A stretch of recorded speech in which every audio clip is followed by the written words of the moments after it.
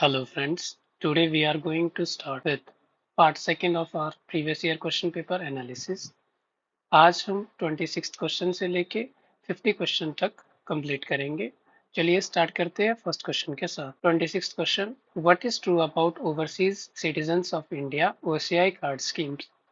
इस क्वेश्चन को अटेम्प्ट करने से पहले हमारे दिमाग में ये क्लियर होना चाहिए सिटीजनशिप है उसका कॉन्सेप्ट हमारे कॉन्स्टिट्यूशन में कौन से आर्टिकल में दिया है।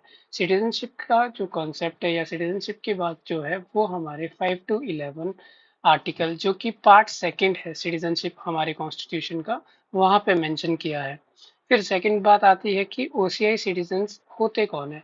ओसीआई सिटीजन्स वो होते हैं जिनके की पेरेंट्स या फिर ग्रैंड पेरेंट्स पहले इंडियन सिटीजन्स रह चुके हो। ओसीआई सिटीजन्स या फिर ओसीआई कार्ड होल्डर 5 साल इंडिया में रहने के बाद सिटीजनशिप के लिए एलिजिबल हो जाते हैं। ठीक है, इसके साथ साथ उन्हें मल्टीपर्पज लाइफ लॉन्ग वीजा मिलते हैं। ये नॉन फार्म प्रॉपर्टीज एग्रीकल्चर से अलावा उसको वो परचेज कर सकते हैं।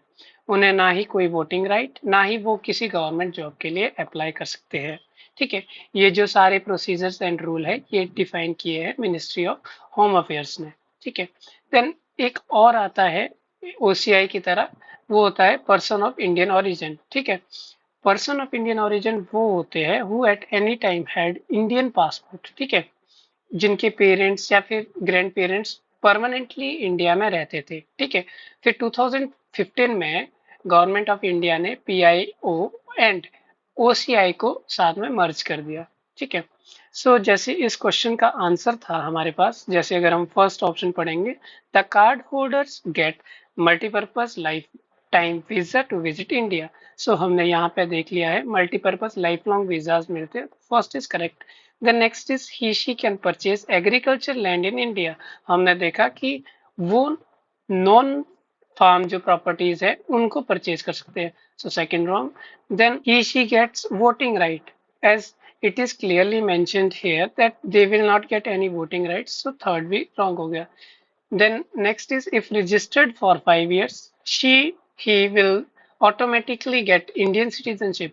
ये इंडियन सिटीजनशिप ऑटोमेटिकली नहीं मिलेगा उन्हें, ये सेंट्रल गवर्नमेंट की डिस्क्रिप्शन पे डिपेंड रहेगा, उनकी मर्जी पे डिपेंड रहेगा कि देनी है कि नहीं देनी है। ठीक है, देन आफ्टर हमारा 27th क्वेश्चन जो है, which foreign countries contingent took part in Republic Day parade of 2021।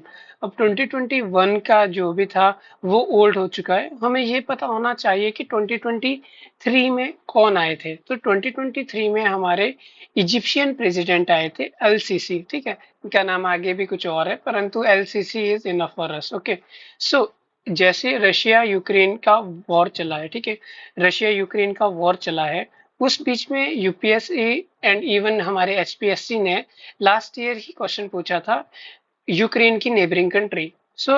इससे हम ये आइडिया लगा सकते हैं कि जो एचपीएससी है वो इस बार इजिप्ट की नेबरिंग कंट्रीज भी पूछ सकता है। ठीक है, जो इंटरनेशनल बॉर्डर बनाते हैं इजिप्ट के साथ वो है Palestinian territory of Gaza strip. ठीक है, इजराइल है, लीबिया है, सूडान है। ठीक है, और इजिप्ट शेयर करता है maritime borders Cyprus, Greece, Jordan, Saudi Arabia और टर्की के साथ। ठीक है, चलिए इसे थोड़ा मैप में देख लेते हैं। जो लैंड बाउंड्री है that is with Libya, Sudan, okay, and then we have Israel, और यहाँ पे ही गाजा स्ट्रिप है हमारे पास। ठीक है, और उसके बाद जो हमारी मैरीटाइम बाउंड्री है वो हमारे इधर ग्रीस के साथ भी बोल सकते हैं, हम सिप्रस के साथ भी बोल सकते हैं। सिप्रस एक छोटा सी आइलैंड कंट्री है टर्की के नीचे, टर्की भी है हमारे पास, सीरिया है हमारे पास, सऊदी अरेबिया है हमारे पास। ठीक है, और उसके साथ साथ हमें ये भी पता होना चाहिए कि इजिप्ट किन दो बड़ी सीज के बीच में है। ऊपर को नॉर्थ में हमारे पास, या फिर हम नॉर्थ वेस्ट में कह सकते हैं, नॉर्थ वेस्ट में हमारे पास मेडिटेरेनियन सी है एंड साउथ ईस्ट में हमारे पास रेड सी है। 28th question, which is the latest country with whom India has established 2+2 dialogue recently. हमें ये पता होना चाहिए कि 2+2 डायलॉग इंडिया ने यूएसए के साथ भी है, जापान के साथ भी है, रशिया के साथ भी है, ऑस्ट्रेलिया के साथ भी है।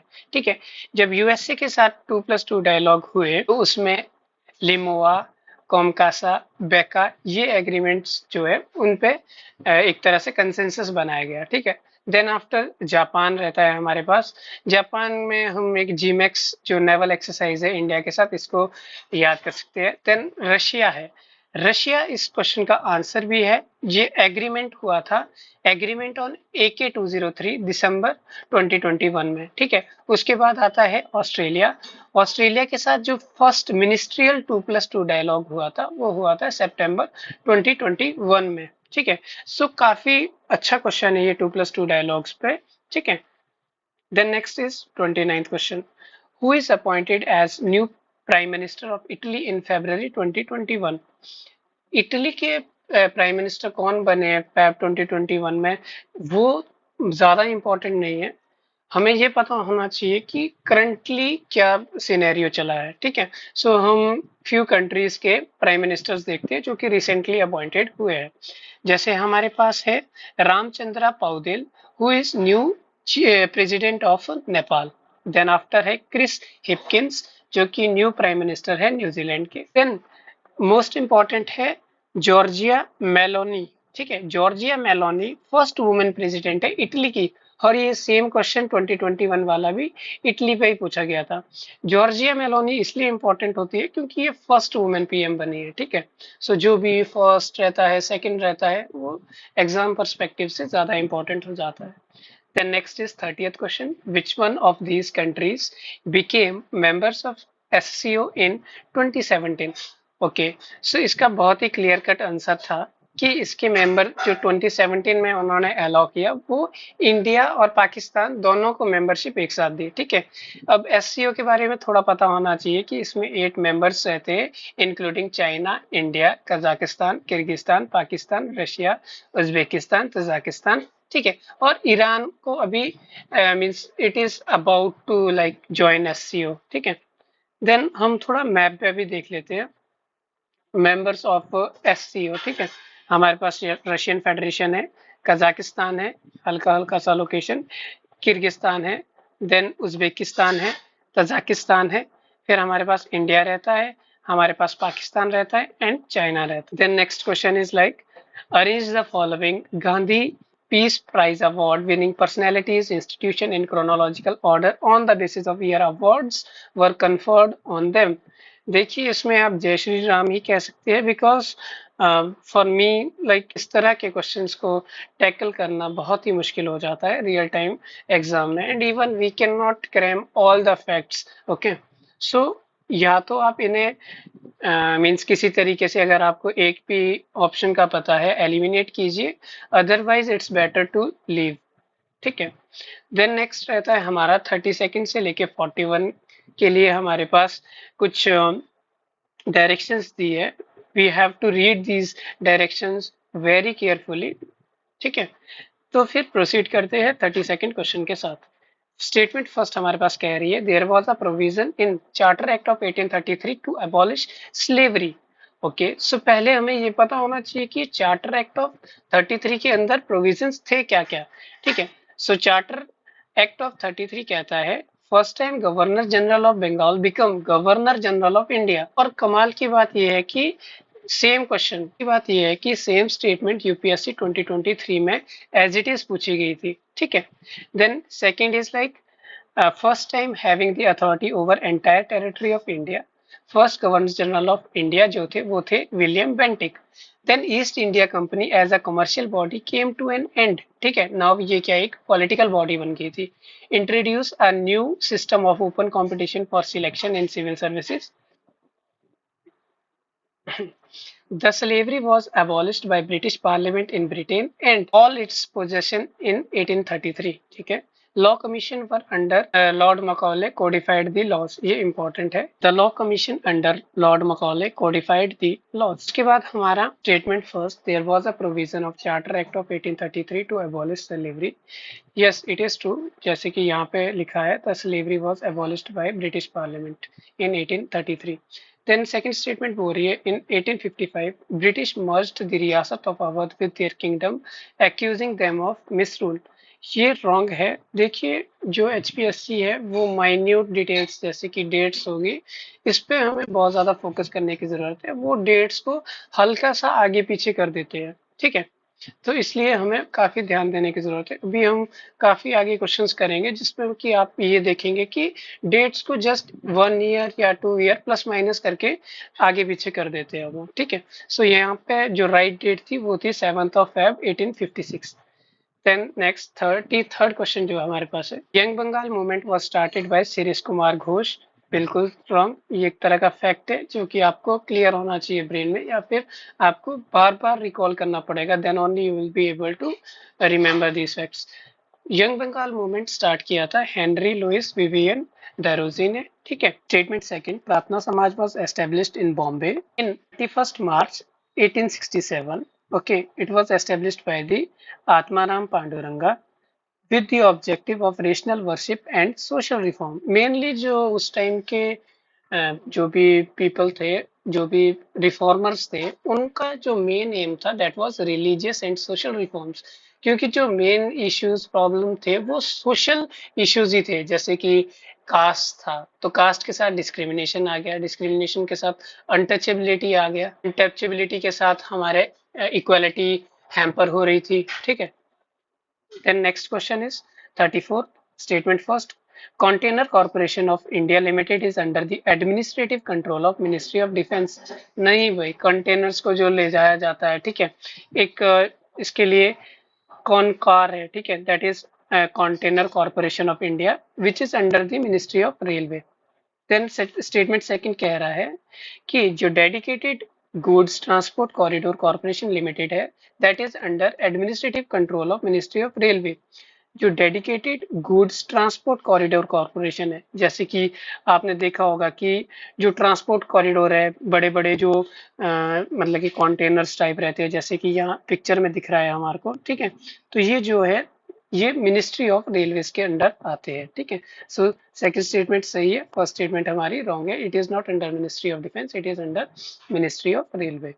देन नेक्स्ट क्वेश्चन 35th हमारे पास आता है कि 35th क्वेश्चन आता है statement first. Question 35th statement first, Quepem and Canacona are chief bauxite deposits area in Goa.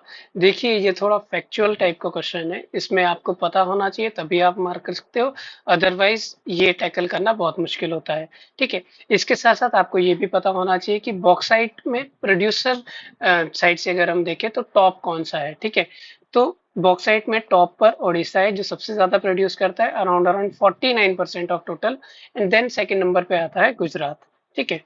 फिर सेकंड स्टेटमेंट बोल रहा है most of the bauxite deposits in India are associated with laterites and occur generally as a sheets.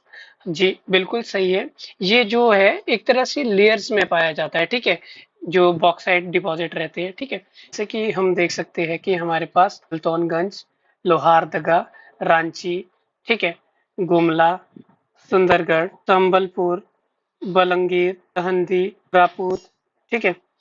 फिर हमारे पास ये उड़ीसा की side से आ गई, ठीक है, और ये हमारा झारखंड की साइड से आ गई। फिर छत्तीसगढ़ में हम देखेंगे तो दुर्ग है हमारे पास, ठीक है। उसके बाद अगर हम आंध्र प्रदेश में देखें तो विशाखापट्टनम है, गोदावरी, वेस्ट गोदावरी। तमिलनाडु में देखें तो सलीम है, मदुराई है, ठीक है। केरला में देखें तो कोलम है। ट्राई जंक्शन देखें हम कर्नाटका, केरला, तमिलनाडु का तो नीलगिरी है, थाने है, रत्नागिरी है, बहुत इंपॉर्टेंट, सतारा है, ठीक है। गुजरात में हम देखें तो जूनागढ़ है, अमरेली है, खेड़ा है, कच्छ है, सबरकंथा है, ठीक है। और इसके साथ साथ अगर हम मध्य प्रदेश में देखें तो जबलपुर है, मांडला है, बालाघाट है, ठीक है। सो ये कुछ मेजर माइंस है हमारी बॉक्साइट की, जिसमें कि हमें हल्का सा आइडिया होना चाहिए। ओके, जैसे सलीम पे क्वेश्चन आया तो हम बता सके कि ये तमिलनाडु में है और ये बॉक्साइट माइन है, ठीक है। देन नेक्स्ट 36th क्वेश्चन की ओर मूव करेंगे। 36th क्वेश्चन कह रहा है Mahatma Gandhi gave slogan of do or die during the quit India movement.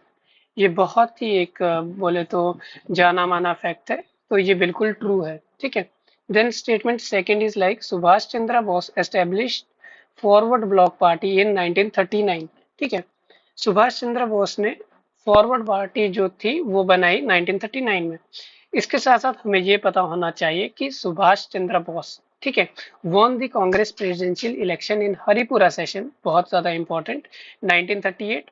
Again वो 1939 में जो त्रिपुरी में इलेक्शन हुए थे, वो जो प्रेसिडेंशियल इलेक्शन जीते थे वो भी जो गांधी जी का कैंडिडेट था पता भी सीता मैया, उनके अगेंस्ट में हमारे सुभाष चंद्र बोस जी जीते थे, बट लेटर और उन्होंने रिजाइन कर दिया था।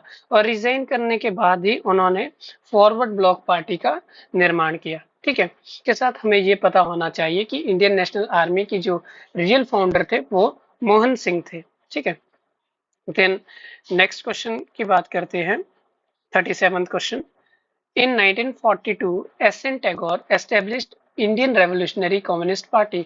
ये भी थोड़ा सा फैक्चुअल साइड पे है ये क्वेश्चन, इधर आप पता होगा तभी मार्क कर सकते हो, और आप ना ही अटेम्प्ट करें ऐसे क्वेश्चंस को, क्योंकि नेगेटिव जो मार्क्स रहते हैं उनका पता ही नहीं चलता कि वो कैसे ड्रास्टिकली इंक्रीज हो जाते हैं, और हम एंड में देखते हैं कि हमारे पॉजिटिव +48 आ रहा है और नेगेटिव में हम 40 पहुंच गए। ठीक है, सो नेगेटिव मार्क्स को अवॉइड करना भी इस एग्जाम की बहुत बड़ी आर्ट है। स्टेटमेंट सेकंड बोल रहा है, doctor B.R. Ambedkar moved objective resolution in constituent assembly on 13 दिसंबर 1946। ये बहुत ही ज्यादा वेल नोन फैक्ट है कि ऑब्जेक्टिव रेजोल्यूशन जवाहरलाल नेहरू ने पास किया था। इस तरह से हमें जो फैक्ट्स है उनको थोड़ा एक लिस्ट डाउन करके याद करना चाहिए। Means here I can also tell you some facts, but because video काफी लंबी हो जाएगी तो मैं अपने आप को रिस्ट्रिक्ट कर रहा हूँ। एग्जाम्पल हम ले सकते हैं कि जैसे ऑल इंडिया ट्रेड यूनियन बना था 1920 में, इसका प्रेसिडेंट कौन थे? लाला लाजपत राय। आप भी ऐसे शॉर्ट फॉर्म में नोट्स प्रिपेयर कर सकते हो। ठीक है, महात्मा गांधी का जो ये डू और डाई स्लोगन था, ये दिया गया था ग्वालियर टैंक मैदान, जो कि हमारे मुंबई में है। ठीक है, उसके बाद इसे पॉपुलरली अगस्त क्रांति मैदान के रूप में भी जाना जाता है, जो कि हमारे हिमाचल प्रदेश के काफी एग्जाम्स में पूछा जा चुका है कि अगस्त रेवोल्यूशन किसे कहते हैं। ठीक है, देन एक बहुत ही इंपॉर्टेंट पर्सनैलिटी जिनका नाम है अरुणा असफ अली। ठीक है, अरुणा असफ अली, जिन्हें की ग्रैंड ओल्ड लेडी के नाम से जाना जाता है, उन्होंने जो इंडिया का नेशनल फ्लैग है वो होस्ट किया था ग्वालियर टैंक मैदान में। ठीक है, और ये जो क्विट इंडिया मूवमेंट है, ये टर्म कोइंड की थी, मींस बताई गई थी यूसुफ मेहर अली द्वारा। ठीक है, जिन्होंने की साइमन गो बैक टर्म भी दी थी। ठीक है, बहुत ही इंपॉर्टेंट क्वेश्चन बन सकता है, क्योंकि ये एक मींस हमारे जो बेसिक बुक्स है उसमें ये फैक्ट इतने इजीली कवर्ड नहीं है। ठीक है, so quit India movement and Simon go back term देने वाले जो आदमी थे वो है Yusuf Meher Ali. Then after we will continue with 38th question. 38th question काफी अच्छा क्वेश्चन है, ये एक तरह से प्रैक्टिकल क्वेश्चन है, और थोड़ा सा मींस अगर आपने इकोनॉमी अच्छे से नहीं पढ़ा है तो प्रॉब्लम में डाल सकता है। फर्स्ट स्टेटमेंट कह रहा है revenue deficit is the excess of revenue expenditure over revenue receipt. ठीक है, अब आप ये एक्सपेंडिचर रेवेन्यू रिसिप्ट को छोड़ो, आप सीधी सी बात ये देखिए, प्राप्तियां, ठीक है, व्यय, व्यय हो गया खर्चा, प्राप्तियां हो गई हमारे पास जो आ रही है इनकम। अगर भाई हमारा व्यय अधिकता है, मींस व्यय ज्यादा है, हमारा एक्सपेंडिचर ज्यादा है, डेफिनेटली जो हमारी प्राप्तियां हैं, ठीक है, प्राप्तियां हमारी कम हो जाएगी। प्राप्तियां कम हो जाएगी तो भाई जाहिर सी बात है राजस्व घाटा होगा। ठीक है, so first statement is true. Then effective revenue deficit is the difference between revenue deficit and grant for creation of capital assets. इसमें आपको ये पता होना चाहिए कि प्रभावशाली चीज, प्रभावशाली बोले तो कुछ फिल्टर करके आई होगी चीज। ठीक है, अब फिल्टर क्या हुआ है? रेवेन्यू डेफिसिट हमारा जो राजस्व घाटा हमने देखा अभी, ठीक है, उसमें से माइनस करेंगे हम grant for creation of capital assets. Basically क्या रहता है कि जो हमारे कैपिटल एसेट्स रहते हैं, ठीक है, जो पूंजीगत संपत्तियां रहती है, वो निर्माण करती है फर्दर कैपिटल का।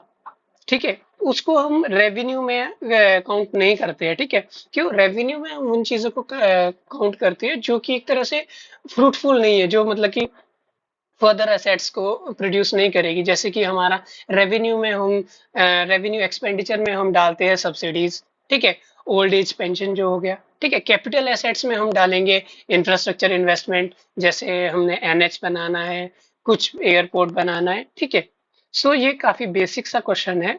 अगर आपको लगता है कि आपको बेसिक्स जो इकोनॉमी के बेसिक्स है उनमें क्लैरिटी उतना नहीं है, तो I can make a short video of like 1 hour in which I can cover basic concepts of economy.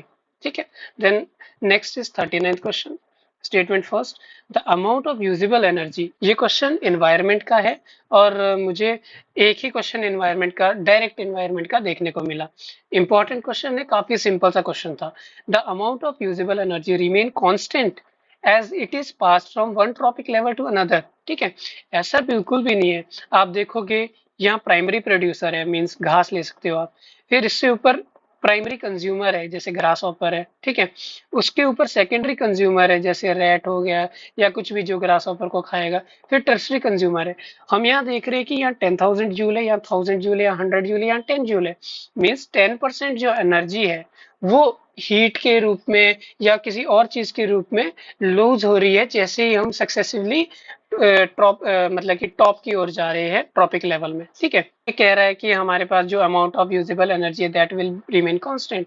नहीं, ये कांस्टेंट नहीं रहेगी, बल्कि ये क्या करेगी, 10% डिक्रीज करेगी। देन स्टेटमेंट सेकंड भी same, the energy within an ecosystem is constant and never change. Statement है हमारे पास 40th, Ruhr valley of Germany is the world's greatest mining and industrial region. देखिए ये भी एक फैक्चुअल साइड पे question है, आपको मैं रेकमेंड करूंगा कि जो लूसेंट में ये ऐसे फैक्ट्स दिए, परंतु आप एक तरह से श्योर नहीं हो पाएंगे कि कौन सा फैक्ट मैं पढ़ूं कौन सा नहीं पढ़ूं। सो जस्ट आप जितने आप याद कर सकते हो उतने याद कीजिए, जितने ज्यादा कर सकते हो उतना बेस्ट है। ठीक है, then next is Boston is an important ship building centre in US, जो कि ट्रू स्टेटमेंट है। ठीक है, सो इन चीजों के लिए आप लूसेंट पे रिलाई कर सकते हो या फिर समवेयर करंट अफेयर में अगर आप न्यूज़पेपर फॉलो कर रहे हो, क्योंकि अगर एचपीएससी ने पूछा है तो कभी ना कहीं भी ये करंट अफेयर्स में रहा होगा। ठीक है, या फिर अगर नहीं भी होगा तो इंपॉर्टेंट साइट्स है। ठीक है, जैसे वर्ल्ड ग्रेटेस्ट हो रहा है, ठीक है, first greatest, these all are important keywords. Okay, then next is 41st question, Malacca strait. Straits बहुत ज्यादा इंपॉर्टेंट है, आपको स्ट्रेट्स का नॉलेज होना चाहिए, आपको बे का नॉलेज होना चाहिए, आपको जैसे ज्योग्राफी में पासिस का नॉलेज होना चाहिए, आपको ग्लेशियर का नॉलेज होना चाहिए। ठीक है, आपको पीक्स का नॉलेज होना चाहिए। सो ये बहुत इंपॉर्टेंट रहता है। ठीक है, स्पेशली स्ट्रेट वर्ल्ड मैप के मैपिंग के हिसाब से देखें, सो ये बहुत इंपॉर्टेंट हो जाता है। हमारे पास स्टेटमेंट फर्स्ट हो रही है, Malacca straight is the shipping channel between Indian ocean and Pacific ocean. Malacca straight ऐसी कोई नई चीज भी नहीं है कि जो बहुत नया पूछ लिया एचपीएससी ने। ठीक है, कॉमन सी चीज है and this is true. Then second statement कह रहा है Irrawaddy river system is related to Indonesia. देखिए इंडिया है, ठीक है, इंडिया में हमारे ब्रह्मपुत्र, गंगेश, यमुना है, ठीक है, गोदावरी है हमारे पास, ठीक है, कावेरी है, कृष्णा है, ये सब है। परंतु इसके साथ साथ हमें ये भी नॉलेज होना चाहिए कि इंडिया का जो पड़ोसी देश है हमारा, म्यांमार आ गया, चाइना आ गया, ठीक है, हमारे पास इधर वियतनाम आ गया, लेओस आ गया, ठीक है, इन सब में हल्का हल्का सा पता होना चाहिए कि कॉमन रिवर कौन सी है या बड़ी नदी कौन सी है। जैसे पाकिस्तान की नदी कौन सी है, इंडस है, बड़ी नदी कौन सी है। ठीक है, सो इरावती रिवर सिस्टम रिलेटेड है म्यांमार से, नॉट इंडोनेशिया, और ये लार्जेस्ट रिवर है और इकोनॉमिक पॉइंट ऑफ व्यू से बहुत ही ज्यादा वाइटल है म्यांमार के लिए। ठीक है, ये अयारवादी रिवर भी कहा जाता है। ठीक है, अगर हम वर्ल्ड मैप पे ध्यान दें तो हमारे पास पनामा कैनल बहुत important, Cape Horn very important, Gibraltar कहाँ है, सुएज कैनल कहाँ है, स्ट्रेट ऑफ बल ए मंदिब कहाँ है, स्ट्रेट ऑफ हॉर्मुज कहाँ है, टर्किश स्ट्रेट कहाँ है, डेनिस स्ट्रेट कहाँ है, नदन सी रूट कहाँ है, ईस्ट चाइना सी कहाँ है, साउथ चाइना सी कहाँ है, स्ट्रेट ऑफ मलाक्का कहाँ है। ठीक है, ये बहुत इंपॉर्टेंट हो जाता है। केप ऑफ गुड होप कहाँ है, ऑफ गुड होप से ही वास्को डी गामा आए थे इंडिया, सॉरी इधर है इंडिया। साथ साथ हमें मेकोंग रिवर बेसिन के बारे में भी इंफॉर्मेशन होनी चाहिए, बिकॉज मेकोंग रिवर को भी यूपीएससी में काफी बार पूछा जा चुका है, सो बहुत इंपॉर्टेंट हो जाता है। मेकोंग रिवर बेसिन बहुत इंपॉर्टेंट हो जाता है यूपीएससी में, इसमें क्वेश्चन पूछा जा चुका है, तो हमें पता होना चाहिए कि Mekong river China, Vietnam, Laos, Thailand, Cambodia होके जाती है। ठीक है, 42nd question, arrange the following event in chronological order. तरह के क्वेश्चंस को एलिमिनेट करना रिलेटिवली इजी रहता है, परंतु फिर भी आपको मैक्सिमम पॉइंट्स के आंसर पता होने चाहिए। जैसे कि साइमन कमीशन 1927 बहुत कॉमन है, नेहरू रिपोर्ट 1928 कॉमन है। अगर आपको खाली डेथ ऑफ रेवोल्यूशनरी जतिन दास पता होता तो आपका आंसर इजीली आ जाता है, बट हम कोशिश करेंगे कि साइमन कमीशन और नेहरू रिपोर्ट से हम कहाँ तक पहुंच पाते हैं। ठीक है, हमें पता है कि 2 पहले आना चाहिए और 4 बाद में। ठीक है, 2 पहले 4 बाद में, सो ये सब में है। ठीक है, सो इन दोनों से हमें कुछ नहीं मिलेगा। उसके बाद अगर हमें खाली ये पता होता कि रेवोल्यूशनरी जो जतिन दास है इनकी डेथ 1929 में हुई, ठीक है। सो इससे हम ये आइडिया लगा सकते थे कि लास्ट में कौन से आएंगे, लास्ट में थर्ड ऑप्शन आएगा। सो ये गया थर्ड ऑप्शन। फिर हमारे पास रहता है कि 2 4 बीच में आ रहे हैं, 2 4 के बीच में 1 आएगा। सो सी आर जतिन दास की जो डेथ रहती है वो 1925 में रहती है। इन्हें देश बंधु भी कहा जाता है, फ्रेंड ऑफ नेशन, ठीक है।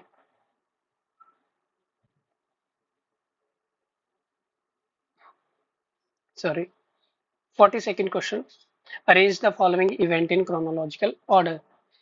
ये क्वेश्चन काफी फैक्चुअल रहते हैं, परंतु अगर आपको दो ऑप्शंस का पता रहता है तो फिर भी आप एक क्लोजली मीन्स आप एलिमिनेट कर सकते हो। परंतु फिर भी मैं आपको यही रेकमेंड करूंगा कि जो भी इंपॉर्टेंट इवेंट्स हुए हमारी हिस्ट्री में उनकी डेट्स को स्पेशली अच्छे से फोकस करें, बिकॉज स्टेट पीसीएस में डेट्स पे काफी एम्फेसिस दिया जाता है, ठीक है। सो फर्स्ट, जैसे डेथ ऑफ सी आर दास, इनका डेथ होता है 1925 में। इन्हें देश बंधु कहा जाता है, means friends of the nation. He was an Indian freedom fighter, political activist थे, लॉयर्स से, ठीक है। ये पॉलिटिकल गुरु रहे हैं great freedom fighter Netaji Subhash Chandra Bose. तो क्वेश्चन ये आ सकता है कि नेताजी सुभाष चंद्र बोस के जो पॉलिटिकल गुरु है वो कौन है, ठीक है। तो वो है सी आर दास। इसके साथ साथ आप कमेंट पे आंसर कर सकते हो कि जो हमारे ग्रेट लीडर महात्मा गांधी है उनके पॉलिटिकल गुरु कौन थे, ठीक है। देन पॉइंट आता है साइमन कमीशन की अपॉइंटमेंट। साइमन कमीशन अपॉइंटेड किया जाता है नवंबर 1927 को। Then third is death of revolutionary Jatin Das. Jatin Das की डेथ होती है 13th ऑफ सितंबर 1929। And fourth is like Nehru report. Nehru report कब आती है? 28th ऑफ अगस्त 1928 को। इस बेसिस पे हम देखते हैं कि ऑप्शन कौन सा होना चाहिए, तो सी आर दास वाला फर्स्ट होना चाहिए। फर्स्ट है। अगर आपको मान लो सी आर दास पता था तो आप सी और डी को इजीली एलिमिनेट कर सकते हो। देन आफ्टर सेकंड तो है ही है, मीन्स सेकंड कॉमन है। सेकंड आपको ना भी पता तो चलता, बट आई थिंक सेकंड और फोर्थ तो सबको ही पता थे, ठीक है। And then third is like 1929, तो थर्ड जो है सबसे लास्ट में आना चाहिए, तो वो बी ऑप्शन ही है जो इन क्राइटेरिया को फुलफिल कर रहा है। Then third question, arrange these later Mughal badshah chronologically. Chronologically जो क्वेश्चंस है वो बहुत ज्यादा पूछे गए हैं Himachal Pradesh public service commission में। और इवन आप तहसीलदार का देखिए, वहां भी क्रोनोलॉजिकल क्वेश्चंस है, एचपीएस में भी है। सो क्रोनोलॉजिकली जो भी चीजें रहती है बहुत ज्यादा इंपॉर्टेंट है, स्पेशली जैसे कि मॉडर्न इंडिया के इवेंट्स हो गए, जैसे 1857 के बाद के इवेंट्स, एग्रेरियन जो मूवमेंट्स हुए वो, ठीक है। सो बहुत ज्यादा क्रोनोलॉजिकली वर्ड पे फोकस रहता है एचपीएससी का। सो इसमें जो ये पूछे गए हैं, ये पूछे गए लेटर मुगल्स। लेटर मुगल्स और टफ रहते हैं क्योंकि हम अर्ली मुगल्स के बारे में तो हमें पता होता है, ठीक है। लेटर मुगल्स काफी टफ रहता है, ठीक है। सो पहले अर्ली मुगल डिस्कस करते हैं। अर्ली मुगल में हमारे पास रहता है बाबर, हुमायूं, अकबर, जहांगीर, शाहजहां, औरंगजेब, ठीक है। और देन लेटर मुगल्स जो है, लेटर मुगल्स में हमारे पास आते हैं बहादुर शाह 1, जहांदर शाह, फारूक शाह। फारूक शाह इंपॉर्टेंट है क्योंकि इन्होंने ही जो मैग्ना कार्टा जिसे बोलते हैं वो दिया था कंपनी को, ठीक है। उसके बाद हमारे पास आता है रफी उद दरजत, रफी उद दौलत, मोहम्मद इब्राहिम, मोहम्मद शाह बहादुर, गिर two, Shahjahan, Shah Alam two, Akbar Shah two, Bahadur Shah two, ठीक है। बहादुर शाह टू को कहाँ भेजा गया था? रंगून भेजा गया था, जहाँ पे इनकी डेथ हो गई थी। ऑप्शन में फिट बैठेगा। फर्स्ट हमारा जहांदर शाह है, ओके, सो हमारा बी एलिमिनेट हो गया। सेकंड हमारा फारूक शियार है, ओके, इसमें भी है, इसमें भी है। थर्ड हमारा आता है शाह बहादुर, ठीक है। सो हमारा ये आंसर हो जाता है, ठीक है, A. Fourth question, arrange the following rivers from east to west direction. Okay, from east to west direction, ये काफी अच्छे से पढ़ना है, पूर्व से पश्चिम, ठीक है। East to west, west to east, क्या पूछा गया है ये अच्छे से पढ़ना है, ठीक है।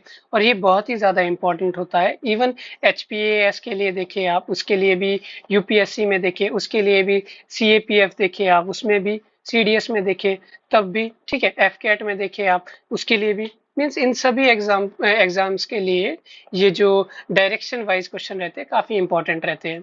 अब हमें कहा है ईस्ट टू वेस्ट, ठीक है। ईस्ट टू वेस्ट हम देखते हैं तीस्ता आता है, फिर कोसी आता है, फिर गंडक आता है, ठीक है। उसके बाद शारदा जो रिवर है वो घाघरा की एक तरह से ट्रिब्यूटरी है, ठीक है, घाघरा रिवर की। तो हमारे पास अगर हम देखें तो पहले हमारे पास कोसी आना चाहिए, सॉरी तीस्ता आना चाहिए। फर्स्ट हमारा तीस्ता हो गया, सेकंड हमारा कोसी हो गया, देन थर्ड हमारा गंडक हो गया, एंड फोर्थ हमारा शारदा हो गया, ठीक है। हमारा 2 1 2 1 3 4 ये हमारा आंसर हो गया। इसके साथ हम थोड़ा और डिस्कस करते हैं, जिसमें कि हमारे पास रहता है साउथ की रिवर जो बहुत इंपॉर्टेंट रहती है, ठीक है, वैगई, ठीक है, कोलिदम, पोन्नैयार, पल्लार, ठीक है, और पन्नेर, कृष्णा, गोदावरी, गोदावरी की जो ट्रिब्यूटरी होगी इंद्रावती, ठीक है, उसके बाद वर्धा, वेनगंगा, एंड उसके बाद ऊपर को आए तो हमारे पास महानदी आती है। महानदी पे जो हमारा हीराकुंड रिजर्वियर है वो बना है, वेरी इंपॉर्टेंट। उसके बाद ब्राह्मणी आता है, सुबर्णरेखा आता है। मीन्स क्वेश्चन इस तरह से भी पूछ सकते हैं कि ये जो हमारा ईस्टर्न साइड है उसमें किस तरह से जो रिवर्स है वो फ्लो करती है, ठीक है। हमारे पास राजस्थान में लूनी है, साबरमती है, हमारे गुजरात में माही है हमारे पास, ठीक है। और इधर नर्मदा, तापी बहुत इंपॉर्टेंट हो जाता है, ठीक है। और नर्मदा तापी पे क्वेश्चन आ भी चुका है कि रिफ्ट वैली में बहती है ये, ठीक है। और अब एक क्वेश्चन और था कि गंगा में कौन सी ट्रिब्यूटरी ऐसी है कि जो डायरेक्टली ज्वाइन करती है गंगा को। तो डायरेक्टली ज्वाइन करती है हमारे पास सोन, जो कि बहुत इंपॉर्टेंट क्वेश्चन है, ठीक है। उसके साथ साथ हमें ये इंडस की ट्रिब्यूटरीज के बारे में तो आई थिंक आपको बहुत अच्छे से नॉलेज होगा, ठीक है। फिर इधर से हम देखें तो ब्रह्मपुत्रा की जो ट्रिब्यूटरीज है जैसे सुबनसिरी, लोहित, ठीक है, मानस होगी, तिस्ता होगी, तो ये बहुत इंपॉर्टेंट होती है, ठीक है। और बराक रिवर भी बहुत इंपॉर्टेंट है। क्वेश्चन डायरेक्टली आ सकता है कि बराक रिवर कहाँ है या फिर किन स्टेट से होके निकलती है। साथ हमें कुछ बेसिक्स रिवर का नॉलेज होना चाहिए, जैसे कि गंगेज हो गया, यमुना हो गया, चंबल हो गया, ठीक है, नर्मदा हो गया, तापी हो गया, गोदावरी हो गया, भीमा हो गया, कृष्णा हो गया, तुंगभद्रा हो गया, कावेरी हो गया, वैगई हो गया। इन रिवर्स का तो एटलीस्ट हमें नॉलेज होना ही होना चाहिए। Then 45th question, arrange the following countries from north to south. हमें ये ध्यान रखने की जरूरत होती है कि नॉर्थ टू साउथ पूछ रहा है या फिर साउथ टू नॉर्थ पूछ रहा है। अगर हम मैप में देखें तो हमारे पास फर्स्ट नॉर्वे आती है, देन फिनलैंड आता है, देन स्वीडन आता है हमारे पास, ठीक है। और स्वीडन से पहले इनफैक्ट रशिया भी है हमारे पास, ठीक है। हम क्वेश्चन के हिसाब से देखें तो हमारे पास फर्स्ट नॉर्वे आ गया, ठीक है। Then next is like Denmark. Denmark हमारे पास यहाँ नीचे है। उसके बाद आता है ऑस्ट्रिया। ऑस्ट्रिया हम देखें तो ऑस्ट्रिया हमारे पास यहाँ है। देन आफ्टर स्पेन की बात करें, स्पेन तो सबसे नीचे है। और इवन इसमें कॉमन सेंस आप यूज कर सकते हो, ठीक है। टाइप के क्वेश्चन में आप कॉमन सेंस का इस्तेमाल कर सकते हैं, ठीक है। कॉमन सेंस इस तरह से आप यूज कर सकते हो कि आपको नॉर्वे और स्पेन का तो हल्का हल्का आइडिया होगा कि भाई नॉर्वे तो काफी ऊपर है, ठीक है, और स्पेन काफी नीचे है, ठीक है। इतना सा आइडिया तो सबको रहता ही रहता है, मीन्स मोटा मोटा आइडिया। तो अगर आपको इतना पता है एटलीस्ट कि स्पेन सबसे नीचे है, तो स्पेन कहाँ होना चाहिए, फोर्थ नंबर पे। फोर्थ नंबर पे सिर्फ बी और सी में है, तो ए और डी तो गया आपका, ठीक है। अब डेनमार्क और नॉर्वे में से आपको हल्का सा आइडिया तो होना चाहिए भाई, नॉर्वे सबसे ऊपर है, ठीक है, नॉर्वेजियन कंट्री भी कहते हैं इन्हें, ठीक है। सो बी आपको मार्क कर देना चाहिए था, ठीक है। ये एक तरह का आप एग्जाम में जाके यूज कर सकते हो अगर आपको रियल आंसर या फिर एग्जैक्ट आंसर नहीं पता है।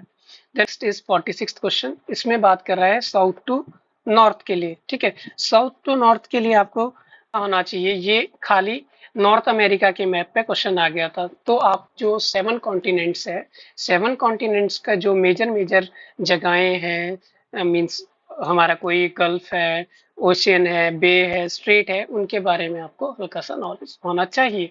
सो हम देखते हैं इसमें हमारे पास साउथ टू नॉर्थ हो रहा है। अगर हम यहाँ देखें तो सबसे पहले हमारे पास क्या दिख रहा है, गल्फ ऑफ मैक्सिको दिख रहा है, ठीक है। गल्फ ऑफ मैक्सिको दिख रहा है तो हमारा फर्स्ट क्या होना चाहिए, सेकंड। सेकंड हमारा फर्स्ट होना चाहिए। सो सी गया, ए गया। ये बहुत ही इंपॉर्टेंट है, एलिमिनेशन टेक्निक इज मस्ट, ठीक। इज लाइक कि मैक्सिको के बाद हमारे पास क्या दिख रहा है, हमारे पास दिख रहा है यहाँ पे हुडसन बे, फिर ऊपर को बैफिन बे, लेब्राडोर सी भी दिख रही है। पर हम ऑप्शन में देखेंगे नेक्स्ट क्या है हमारे पास, ये आर्टिक ओशन तो सबसे ऊपर ही होना चाहिए, ठीक है। आर्टिक ओशन अगर हम यहाँ पे ग्लोब पे देखें तो सबसे ऊपर क्या होना चाहिए, आर्टिक ओशन होना चाहिए, ठीक है। वर्ल्ड मैप पे देखें तो आर्टिक ओशन तो सबसे ऊपर होना चाहिए, ठीक है। जैसे हमारा ऊपर आर्टिक है, नीचे हमारे पास एंटार्क्टिका है, ठीक है। कॉमन बेसिक सी बात है। अगर हम इतना देखें तो आर्टिक हमारा जैसे साउथ टू नॉर्थ हो रहा है, साउथ टू नॉर्थ हो रहा है, तो आर्टिक तो हमारा सबसे ऊपर है जो कि लास्ट में आना चाहिए। सो ए गया, हमारा सी गया, और इनफैक्ट डी हमारा बहुत easily without like knowing gulf of Mexico, Hudson bay कहाँ है, बैफिन बे कहाँ है, इसको बिना जाने ही हमें आंसर मिल गया, ठीक है। हम थोड़ा नॉर्थ अमेरिका की मैप को देख लेते हैं। गल्फ ऑफ मेक्सिको है हमारे पास, इस तरफ को पैसिफिक ओशियन है, इधर को अटलांटिक ओशियन है, यहाँ हुडसन बे है, फिर उससे ऊपर लेब्राडोर सी है, फिर बैफिन बे है, उससे ऊपर है हमारे पास बेफोर्ट सी, ठीक है। उससे ऊपर है हमारे पास बेफोर्ट सी, ठीक है। Next is 47th question. Put these agrarian movement in chronological order with date of their start. इसमें आपको एटलीस्ट थर्ड स्टेटमेंट जो चंपारण सत्याग्रह है इसके बारे में पता होना चाहिए, क्योंकि चंपारण सत्याग्रह हमारी 12th क्लास की एनसीईआरटी में जो इंग्लिश का चैप्टर है जिसमें कि ये कहा गया है कि कैसे राजकुमार शुक्ला ने गांधी जी को बुलाया, वहां पे भी एक्सप्लिसिटली मेंशन किया है। और यह एक बहुत ही बेसिक चीज है, जब भी हम मॉडर्न इंडिया पढ़ते हैं तो चंपारण सत्याग्रह बहुत ही कॉमन चीज है जिसको सब पढ़ते ही पढ़ते हैं, ठीक है। सो चंपारण सत्याग्रह 1917 हो गया हमारे पास। खेड़ा सत्याग्रह उसके बाद होता है 1918 में, गुजरात महात्मा गांधी द्वारा लॉन्च किया जाता है, ठीक है। उसके बाद बरदोली पीजेंट मूवमेंट की बात करें, ठीक है, बरदोली पीजेंट मूवमेंट जो रहता है वो हमारा 12 जून 1928 को रहता है, जहाँ की सरदार वल्लभ भाई पटेल गए थे डिस्ट्रेस फार्मर्स के पास, और उनको मीन्स सरदार वल्लभ भाई पटेल को वहां पे सरदार की उपाधि दी गई, ठीक है। Fourth statement Moplah peasant movement जो कि 1921 में होते हैं, जो कि मपिला मुस्लिम जो केरला के रहने वाले हैं उनके द्वारा हिंदू लैंडलॉर्ड और ब्रिटिशर्स के खिलाफ होते हैं, ठीक है। इन्हें क्रोनोलॉजिकली अरेंज करें तो हमारे पास बरदोली सबसे लास्ट में आ जाएगा 1928, जो कि लास्ट में फोर्थ नहीं है। खाली अगर हमें बरदोली का नॉलेज भी रहता कि ये सबसे बाद में हुआ तो हम इजीली अपने आंसर तक पहुंच पाते, ठीक है। ये एलिमिनेशन की बात है। एंड इवन जो कॉमन चंपारण सत्याग्रह है जैसे 1917 को ये हुआ था, अगर हमें इतना भी पता होता तो ए और डी तो हम ऐसे भी एलिमिनेट कर पाते, ठीक है। सो अपने सेंसेस को एक्टिव रखें और एक्टिवली उनको यूज करें, ठीक है। 48th question, arrange the following steps in relation to self help groups in correct sequence. हमें इस क्वेश्चन के लिए नॉलेज से ज्यादा कॉमन सेंस इस्तेमाल करना है, ठीक है। जैसे कि हमारे पास फर्स्ट हो रहा है lending, repayment, maintaining accounts and records, okay. दूसरा हो रहा है arranging regular meeting with group, ठीक है। Identifying the area and forming a group of women with common interest, ठीक है। फोर्थ हो रहा है deciding on amount for contribution and pooling the money, ठीक है। भाई सबसे पहले अगर हमने सेल्फ हेल्प ग्रुप्स बनाना है तो सबसे पहले हमें आइडेंटिफाई करना पड़ेगा एरिया, ठीक है, कि कौन है वो वुमेन्स कौन कौन सी है जो पार्टिसिपेट करना चाहता है। उन वुमेन्स का एक ग्रुप बनाया, उस ग्रुप के बाद arranging regular meetings with the group meetings arrange करनी है। देन उसके बाद decide on the amount of contribution and pooling the money, उसके बाद कितना कितना पैसा डालना है उसको डिसाइड करेंगे। फिर लास्ट में जाके होता है कि जब हमारे पास पैसे आ गए देन आफ्टर हम उधारी दे पाएंगे ना, तभी एक रिकॉर्ड को हम मेंटेन कर पाएंगे। सो इसमें कॉमन सेंस आपको ज्यादा यूज करनी है, ठीक है। और नॉलेज बेस पे आप इसको कर ही कैसे सकते हो, ठीक है, मीन्स फैक्ट्स के बेसिस पे आप कर ही कैसे सकते हो। देन 49th है arrange the four Indo US defence agreement in chronological order. Chronological order as such मैंने पहले ही आपको बता दिया कि पहले मियाँ आया, मीन्स JSOMIA आया, फिर LEMOA आया, फिर COMCASA आया, फिर जाके हमारा 2020 में BECA आया, ठीक है। तो ये जो BECA है ये 2020 में आया, तो इस बेसिस पे 2021 पे उनने 4 के 4 पूछ लिए, और इनका जो ये हुए ये 2+2 जो डायलॉग्स है उनके रिजल्ट है। उसके बाद हमारा आज का लास्ट क्वेश्चन रहता है 50th क्वेश्चन, ठीक है। 50th क्वेश्चन में हम देखते हैं कि डायरेक्शंस क्या दिए है हमें। Consider the following four statements and choose the correct answer from the given option. So हमें काफी ज्यादा अलर्ट रहने की जरूरत है कि हमें करेक्ट आंसर चूज करना है कि इनकरेक्ट आंसर चूज करना है, ठीक है। तो जैसे यहाँ पे करेक्ट कहा है तो हम देखेंगे। फर्स्ट स्टेटमेंट पढ़ते हैं, 1865 high court were establish at Calcutta, Madras and Bombay, ठीक है। ट्रू स्टेटमेंट है। आपको पता होना चाहिए, ठीक है। पर इस क्वेश्चन को में हम बहुत अच्छे से एलिमिनेशन का यूज कर सकते हैं। मान लीजिए आपको फर्स्ट स्टेटमेंट नहीं पता है सपोज, तो कोई बात नहीं, हम नेक्स्ट पढ़ते हैं। इन 1971 Jonathan Duncan started a Sanskrit college eight Varanasi. Okay, suppose करते हैं आपको ये भी नहीं पता। फिर थर्ड पॉइंट आता है कि जो फर्स्ट टेलीग्राफ लाइन है, ठीक है, कोलकाता से आगरा के लिए ओपन हुई थी 1854 में, ठीक है। अब यहाँ पे आपको पता होना चाहिए कि फर्स्ट रेलवे कब आई। आप कमेंट कर सकते हो कि फर्स्ट रेलवे कब आई। देन आपको ये पता होना चाहिए कि फर्स्ट टेलीग्राफ लाइन कब आई, ठीक है। सो अगर हम टेलीग्राफ लाइन का देखें, सो 1854 नहीं, दैट वाज 1853, ठीक है। उसके बाद फोर्थ स्टेटमेंट तो एटलीस्ट आपको पता होना ही चाहिए। लक्ष्मीकांत का आप पहला पेज खोलोगे, पहले पेज में ही आपको सीधा वहां पे रेगुलेटिंग एक्ट ऑफ 1773 दिया है, उसके नेक्स्ट में ही दिया है आपके पास पिट्स इंडियन एक्ट ऑफ 1784। इवन ये पिट्स इंडियन एक्ट CAPF 1 में पूछा जा चुका है, ठीक है। सो ये 1785 नहीं है, ये 1784 है।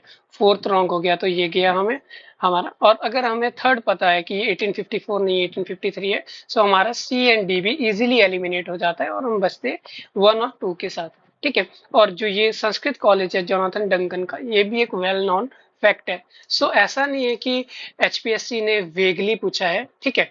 चीजें जो कॉमन कॉमन सी है वही पूछा गया है, बस आपको अपने माइंड को, अपनी नर्व्स को काम रखने की जरूरत है, ठीक है। सो हम थोड़ा एक्स्ट्रा इंफॉर्मेशन लेते हैं कि supreme court of judicature was established at Calcutta with sir Elijah Impey as first chief justice in 1774, ठीक है, under regulating act of 1773। So ये क्वेश्चन बन सकता है यहाँ से कि जो फर्स्ट चीफ जस्टिस थे वो कौन थे, Elijah Impey. Okay, you can pronounce it as per your own pronunciation. Then next we will read about Pitt's India Act of 1784. Pitt's India 1784 का जो एक्ट है उसमें introduce to overcome the defects of regulating act of 1773, ठीक है। Dual control की बात की है, ठीक है, जिसमें बोर्ड ऑफ कंट्रोल डायरेक्टर की बात की है, ठीक है। Then next is mandated civils and military officers to disclose their property within 2 months, क्योंकि करप्शन बहुत ज्यादा इंक्रीज हो गया था रेगुलेटिंग एक्ट ऑफ 1773 से। Then strengthened of governor general council reduce to 3 member, strength जो है उसकी रिड्यूस की गई थी। Introduced commander in chief in British crown army in India, okay. Bombay and Madras presidencies become subordinate to Bengal presidency somewhere, ये 1773 का जो चार्टर एक्ट है उसमें भी यही बात की गई थी, ठीक है। सो आज के लिए इतना ही, ठीक है। मिलते हैं नेक्स्ट वीडियो के साथ। Do share because sharing is caring. Thank you.